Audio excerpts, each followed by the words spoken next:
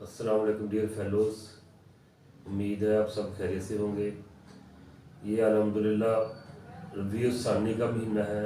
इस महीने की निस्बत खलीफा अव्वल हज़रत सैयदना अबू बकर सिद्दीक़ रज़ियल्लाहु अन्हु के साथ है। तो आप मर्दों में सबसे पहले आपने इस्लाम कबूल किया। आप इश्क व मोहब्बत की लाजवाब दास्तान, आपने अपना सब कुछ तन मन धन इस्लाम की खातर प्यारे आका हज़रत मुहम्मद पर निशावर किया।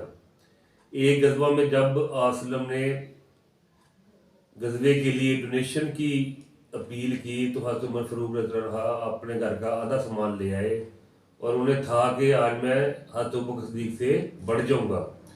लेकिन हज़रत सैयदना अबू बकर सिद्दीक़ रज़ियल्लाहु अन्हु अपने घर का सारा सामान ले आए, हत्ता कि घर में दीवारों पर भी हाथ फेरे, कोई सुई वगैरह तो नहीं है, वो भी मैं ले जाऊँ। तो बहुत खूबसूरत वाक़या जिसको शायर मशरक़ डॉक्टर अल्लामा मोहम्मद इकबाल ने नज़म की सूरत में बहुत ही खूबसूरत अंदाज में बयान किया है। वो नज़म आपके लिए पेश खिदमत है। इसका उन्वान है सिद्दीक। एक दिन रसूल पाक ने असहाब से कहा, दे माल राह हक में जो हो तुम में मालदार। अरशाद सुन के फरते तरफ से उमर उठे, उस रोज उनके पास थे दिरहम कई हजार। दिल में ये कह रहे थे कि सिद्दीक से जरूर बढ़कर रखेगा आज मेरा कदम मेरा राहवार।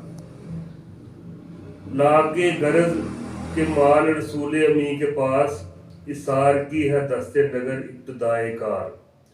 पूछा हजूर सरवर आलम सल्लल्लाहु ने, ए उमर ए के जोश हक से तेरे दिल को है करार। रखा है कुछ अयाल की खातिर भी तूने क्या, मुस्लिम है अपने खेश व अकारब का हक गुजार। की अर्ज निस्फ माल से फरजांदो जन का हक, बाकी जो है वो मिलते बैजा पे है निसार। कि मैं अपना आधा माल मिलत पर कुर्बान करने के लिए ले आया हूँ। इतने में वो रफीके नबुव्वत भी आ गया, जिससे बनाए इश्क व मोहब्बत है उस्तवार। ले आया अपने साथ वो मर्द वफा सरिश्त, हर चीज जिससे चश्मे जहां में हो एतबार।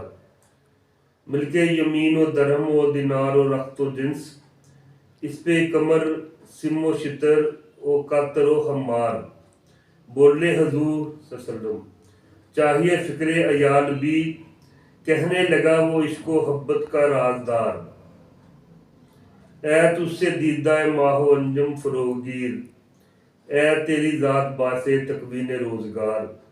परवाने को चिराग है बुलबुल को फूल बस, सिद्दीक के लिए है खुदा का रसूल बस।